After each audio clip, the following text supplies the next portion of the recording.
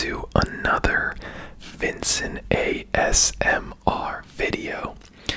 It has been a while since I made a video. I actually missed the upload last night.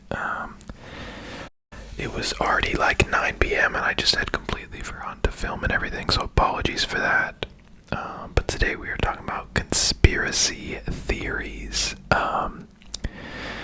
I recently watched a video from Sufficient Whispers where he talked about a couple of conspiracy theories, so thank you to him for the idea. And yeah, today we're just going to be reading some. Don't forget to like this video if you enjoy. Don't forget to subscribe to the channel and comment down below if you guys want to see any other future videos like this or anything else. And I'm sure you guys have heard of some of these, so we'll just kind of like run through them one by one. And you know, I'm not the biggest, I'm gonna turn the light down a little bit, I'm not the biggest conspiracy theory kind of guy, but yeah. Okay, number one, the JFK assassination. President John F. Kennedy was assassinated on November 1963, struck by two bullets, one in the head and one in the neck, while riding in an open-top limo through Dealey Plaza in Dallas. Lee Harvey Oswald was charged with killing him, and a presidential commission headed by Chief Justice Earl Warren found that Oswald acted alone. The conclusion hasn't passed muster with the public. A 2003 ABC News poll found that 70% of Americans believe Kennedy's death was the result of a broader plot. The trajectory of the bullets didn't square with Oswald's perch on the 6th floor of the Texas School Book Depository. Others suggest a second gunman, perhaps on the grassy knoll of Dealey Plaza, participated in the shooting. Others believe in an even broader conspiracy.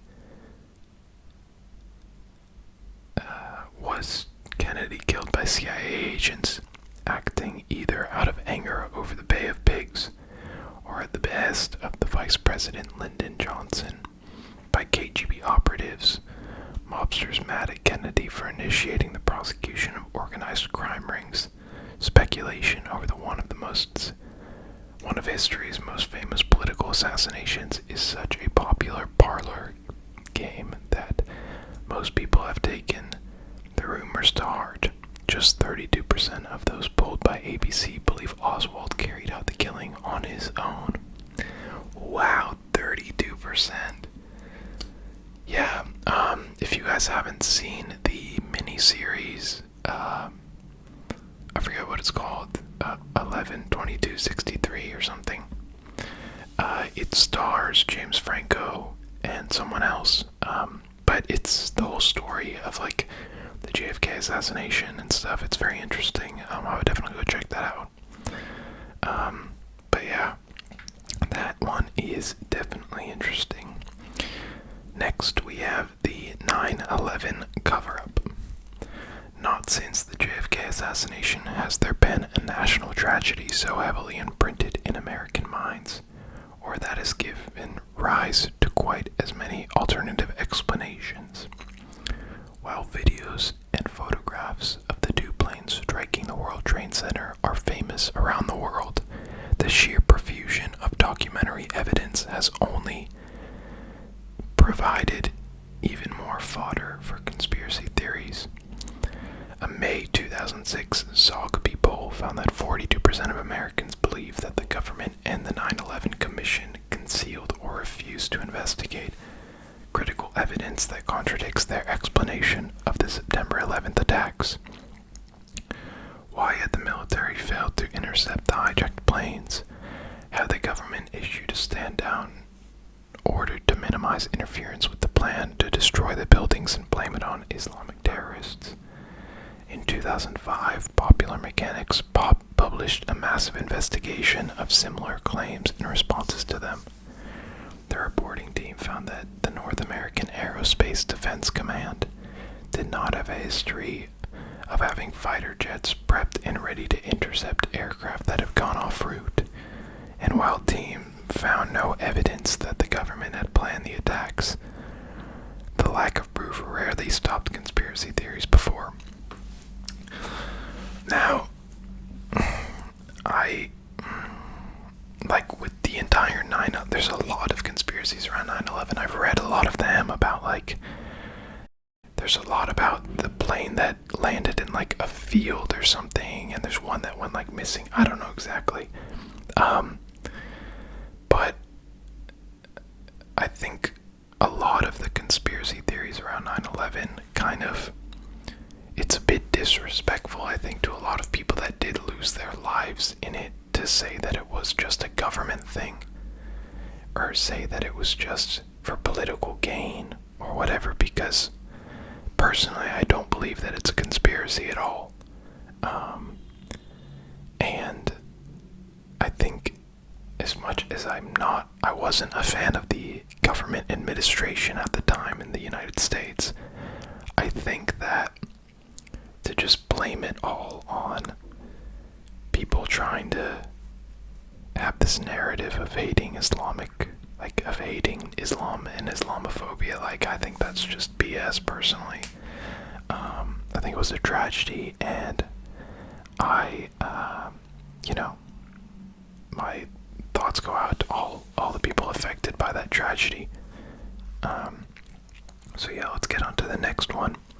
Next we have Area 51. This one is very relevant because last year, I think it was like September 20th or something, there was a bunch of people that planned to storm Area 51, but didn't. There ended up being like 100 people there. It was BS, but yeah, here we go.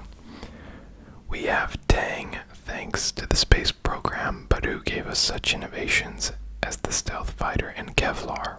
Aliens, of course. Conspiracy theorists believe that the remains of crashed UFO spacecrafts are stored at Area 51, an Air Force base about 150 miles from Las Vegas, where government scientists reverse engineer the aliens' highly advanced technology. Fodder for this has come from a variety of supposed UFO sightings in the area and testimony from a retired Army colonel who says he was given access to extraterrestrial materials gathered from an alien spacecraft that crashed in Roswell, NM, I'm guessing that's New Mexico. Some believe that the government studies time travel at Area 51, also known as Groom Lake or Dreamland. The government has developed advanced aircraft and weapons systems at nearby Nellis Air Force Base, including stealth bombers and reconnaissance planes. And the government's official line that the details of Area 51 are classified for purposes of national security is only seen as further proof that the military is hiding aliens or alien spacecraft. Now, this one I don't believe either, for two reasons. Well, not two reasons, but one big reason is that if the government was hiding aliens from us, we would have no idea. They wouldn't, entertain this idea of Area 51 being, a thing. Everyone would not know about it if the government was actually hiding aliens here. They would hide it underground, where it wouldn't be visible to anyone. It would be a lot more top secret. Maybe it wouldn't even be in the US. I don't think that makes sense. And also, I have this issue with people that have seen ghosts as well as people that have seen aliens. I've met a few people that have been like, oh yeah, I've seen a ghost, or oh yeah, I've seen some whatever.